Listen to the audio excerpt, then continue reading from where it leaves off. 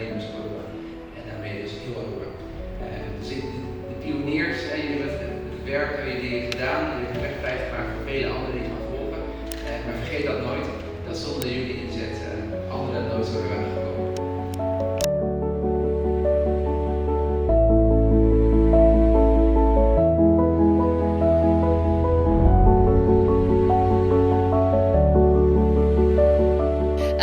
Nós todos recebemos no certificado de vertrouwenspersoon ongewenst gedrag e nós seguimos o curso básico de Saki de hospital nós está 6 gente com a hansi Saki e está encerrar com entre outro nós está a pessoa nang ding nos hospital onde com nos trabajador não por chega cerca nós ora com nang experienciar conduta indesejada seja tá lo que nós chama sexual harassment pero também lo que nós chama assim popular hoje em dia é bullying falta de respeito, gritamento, lo que a bota experienciar como conduta indesejada por llegar cerca nós.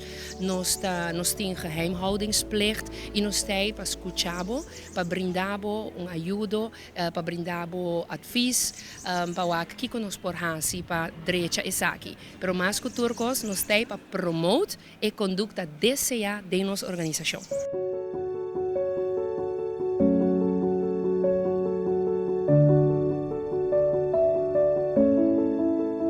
Maneira para porruac, nós temos grupo bastante grande, na Aruba, mais ou menos entre 16 para 20 gente que recebi o certificado aqui e nossa irmã Isla Bonaire também tem alguma pessoa que recebi o certificado de transcurso de esse ano aqui.